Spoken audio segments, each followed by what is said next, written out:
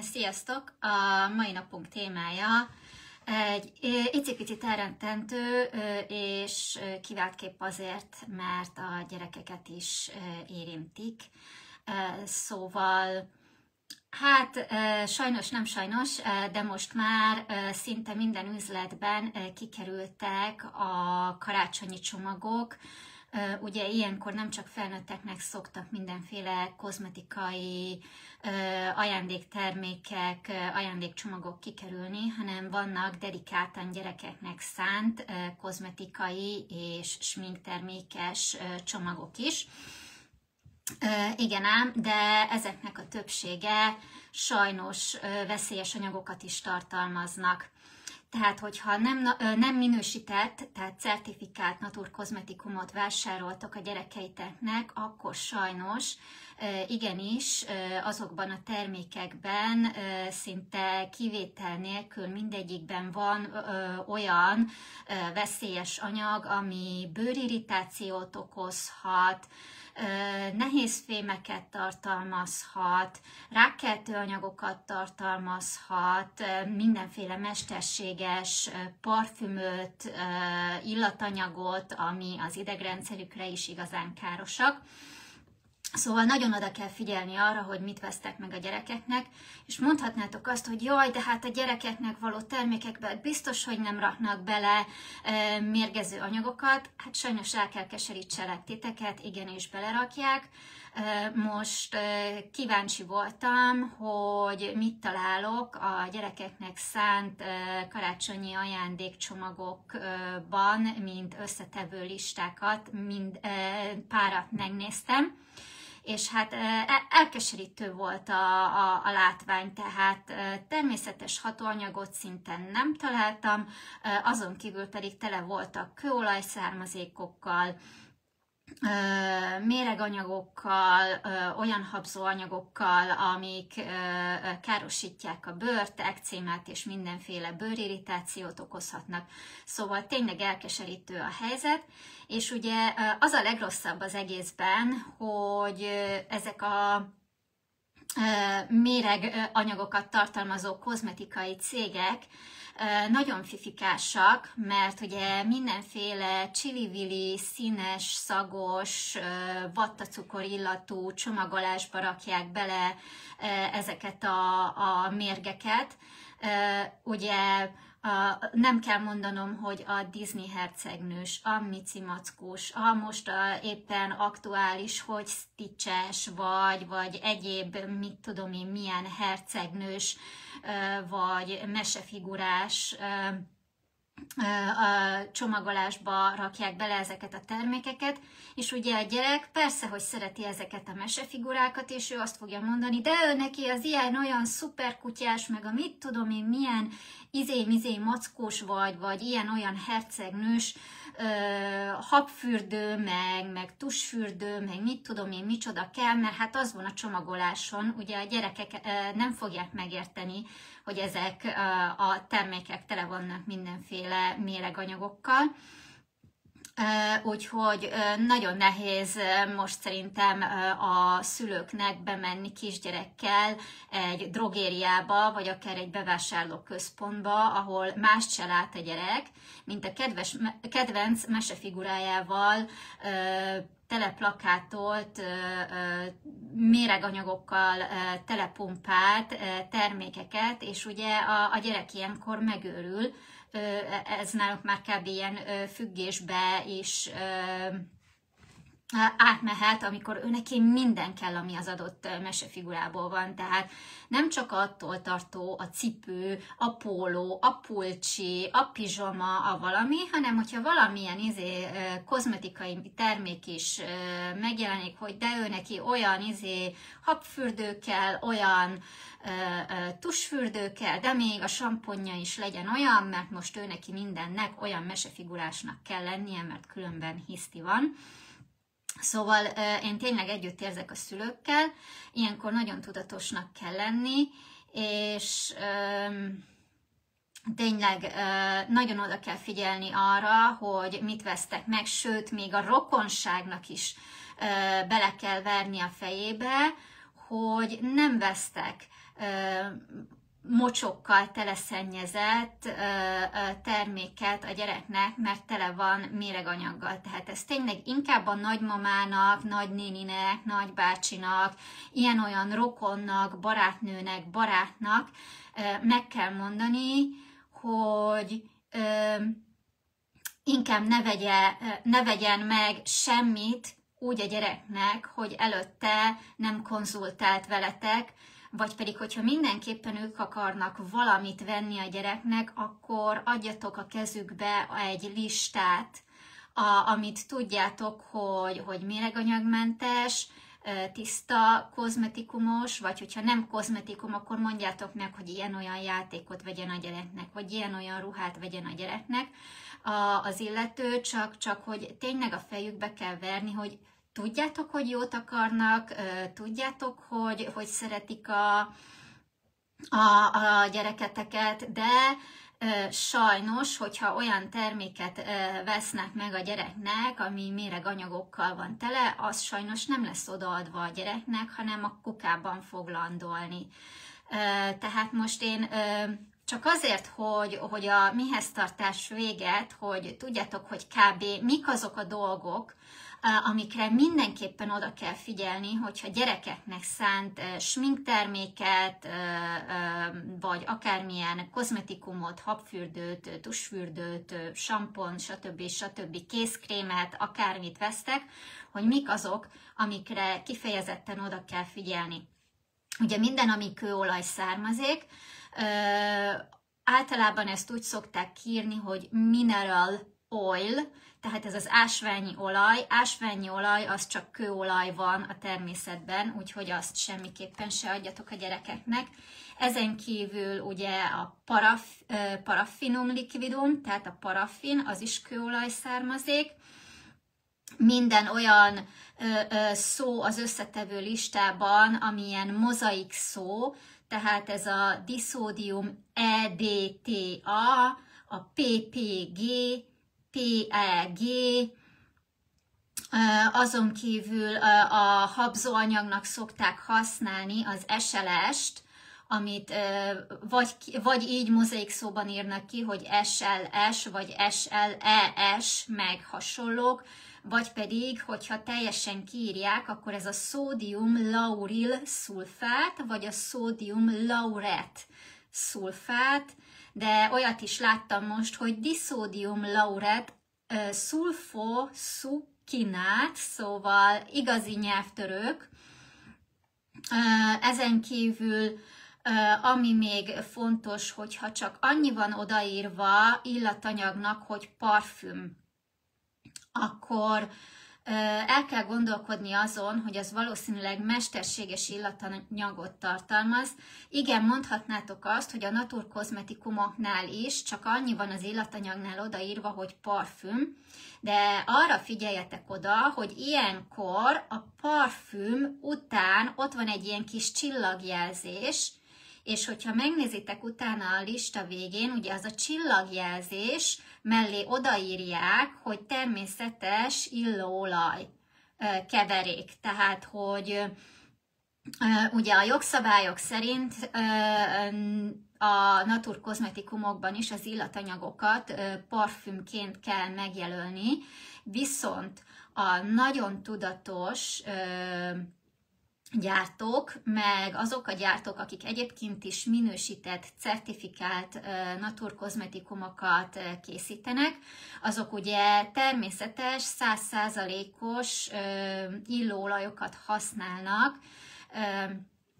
illatanyagként, és ilyenkor a parfüm neve mellé odarakják azt a kis csillagot, és utána, hogyha megnézitek a jelmagyarázatban, akkor a csillag mellé odaírják, hogy természetes, 100%-os higítatlan illóolajat tartalmaz,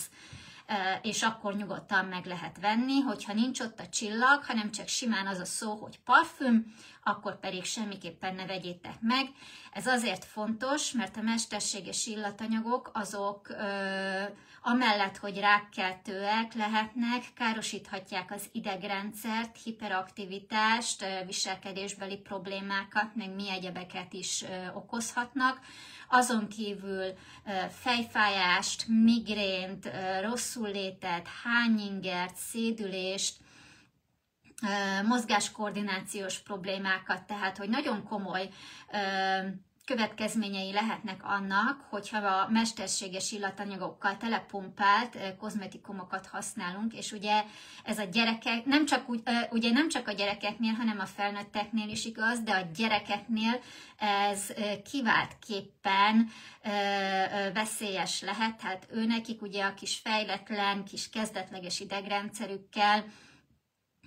ez egy kemikália bomba, és beláthatatlan következményei lehetnek. Ami nagyon kiverte nálam a biztosítékot, hogy a gyerekeknek szánt sminktermékekben és hintőporokba még mindig belerakják a talkumot, ami egy zsírkő, és hát ugye azt tudni kell a talkumról, hogy azbeszttel szennyezett, tehát nem tudom mennyire tudjátok, de nekem már volt egy kolléganőm, aki 10 évvel ezelőtt tudta, hogy nem szabad megvenni a Johnson bácsis hintőport, mert hogy azbeszttel szennyezett a hintőpor, ezen kívül pedig az HBO-n van egy dokumentum sorozat, ahol a kozmetikumainkba belepumpált káros anyagokról csináltak egy sorozatot, és pont a legelső rész, tehát nem kell végignézni az egész sorozatot, ha nem akarjátok, de elrettentő példának én azt mondom, hogy mindenkinek kötelező lenne legalább az első részét ennek a sorozatnak megnézni, mert pont a talkumról van szó, és a hintőporokról, meg a sminktermékekről, amikben benne van ez az anyag. A sorozatnak a neve Not So Pretty. Magyarul most nem jut eszembe, hogy hívják, mert én ugye sznob vagyok, és mindent angolul nézek, tehát angolul Not So Pretty néven tudjátok kikeresni, és abban a sorozatban is elmondják, hogy már évtizedekkel ezelőtt tudták, hogy a talkum az azbeszttel nem hogy szennyeződhet, hanem minden egyes talkumforrás azbesztet tartalmaz, és hogy sajnos nincsen olyan módszer, amivel 100%-ban ki lehetne vonni az azbesztet a talkumból. És ez azért fontos, mert ugye az azbeszt, azt belélegezve irritálhatja a tüdőt, tüdőbetegségeket, problémákat okozhat, és rákkeltő hatású. Tehát amikor ott van egy 20 pár éves fiatal lány, és azt mondja, hogy az életben nem dohányzott, és mégis egy nagyon agresszív tüdőrákot diagnosztizáltak nála, és el van keseredve, és nem tudja, hogy mi okozhatta. Aztán, ahogy utána nézett a dolgoknak, kiderült, hogy ő nagyon kicsi kora óta imádott sminkelni, és hogy ő profi sminkes lett, és hogy tulajdonképpen a sminktermékeknek a nagyon nagy részében, mondhatjuk úgy is, hogy a 90%-ába belerakják a talkumot, tehát szemhéjpúder, alapozók, mindenféle porállagú, nem porállagú, ilyen-olyan termékek, púderek, stb. Mindenbe belerakják a talkumot, és gyerekek, mondom, én az egyik drogériának a honlapján elkezdtem körbenézni a babahintő porokat, és a gyerekeknek szánt sminktermékeket, és mind a mai napig belerakják a talkumot a gyerekeknek szánt kozmetikumokba, tehát ez egyszerűen elkeserítő. Úgyhogy én tényleg azt tudom mondani, hogy nagyon oda kell figyelni arra, hogy mit adunk oda a gyerekeinknek, mit kenünk a gyerekeinkre, mert lehet, hogy azt mondjátok, hogy ó, ja, Istenem, hát de hát annyira szereti ezt az icipici mackós, mit tudom én, milyen mesefigurát, és hogy most, ha egyszer odaadom neki, abból nem lesz semmi gond. Igen, de ha egyszer megvetted neki, akkor utána még egyszer fogja kérni, és még egyszer, és akkor mindig jön valami kedvenc hercegnő, meg űrlény, izé, vagy akármicsoda, és utána mindig kérni fogja a gyerek, és egyszerűen ez kikerülhetetlen, és ugye mondom, az egy dolog, hogy mondjuk a szülő odafigyel arra, hogy mit vesz meg a gyerekének, de ott van még veszélyforrásként a jó akaratú, jó hiszemű nagynéni, nagybácsi, nagymama, nagypapa, ilyen-olyan rokon, tehát ezt, ahogy már a videó elején is mondtam, nagyon tudatosan és nagyon udvariasan meg kell mondani a rokonoknak, el kell magyarázni, hogy nem minden kozmetikai termék biztonságos, és éppen emiatt, hogyha vennének valamit a gyereknek, akkor először konzultáljon veletek, vagy pedig, hogyha nem konzultálnak veletek, akkor pedig beszéljétek meg, hogy mielőtt odaadnák a gyereknek az ajándékot, előtte kötelező megmutatniuk nektek, hogy mit vettek, és kutya kötelességük elfogadni, sértődöttség, hiszti és minden egyéb nélkül, hogyha ti azt mondjátok, hogy nagyon kedves gesztus, értékelitek azt, hogy szerettek volna valami aranyos dolgot adni a gyereknek, de sajnos olyanok az összetevői a terméknek, hogy nem adjátok oda a gyereknek. És ezt tényleg azért mondom, hogy előre mutassák meg az ajándékot, mert hogyha már a gyerek kezében van az adott termék, akkor iszonyúan nehéz lesz azt a gyerektől elvenni, és a gyereknek megmondani, hogy sajnos azt nem fogod tudni használni. Vagy, hogyha szépen meg tudjátok magyarázni a gyereknek, akkor annyit meg lehet neki mondani, hogy jó, itt van ez a hercegnős tusfürdő, tudom, hogy ezt nagyon szereted, nagyon szép a csomagolása, de nem ezzel fogunk fürdeni, hanem ezt csak szépen kiteszik a polcra, és nézegetheted. Ez is egy kényszer megoldás, de sajnos, hogyha tényleg megtörténik a baki, és valami olyan kerül a gyerek kezébe, akkor maximum ennyit tudtok megcsinálni, mert ugye az is fájó szív tud lenni, fájni tud az ember szíve, amikor mondjuk elveszed a gyerektől, ukmuk-fuk, és azt mondod, hogy ezt nem szabad, és szegény gyerek meg utána telesírja a párnáját éjszaka, mert hogy ő annyira szerette volna azt az ajándékot, és nem kaphatta meg. Úgyhogy én tényleg azt mondom, hogy mielőtt akármilyen csili-bili csomagolású gyerekeknek szánt terméket levesztek a polcról, igenis nézzétek meg, hogy mik az összetevői. Ugye elmondtam azt a listát, amik tényleg így, ha ezeket meglátjátok, akkor mindenképpen tegyétek vissza, és higgyétek el, hogy ezeknél sokkal több káros anyag is lehet benne a naturkozmetikumokban, vagy nem a naturkozmetikumokban, hanem a sima kozmetikumokban, és éppen ezért érdemes, hogyha nem vagytok hozzáértőek, ha nem akartok azzal pepecselni, hogy az összetevő listákat nézitek, akkor vegyetek minősített, certifikált naturkozmetikumokat.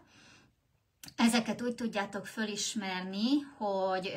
megvannak azok a cégek, akik ilyen plecsnit raknak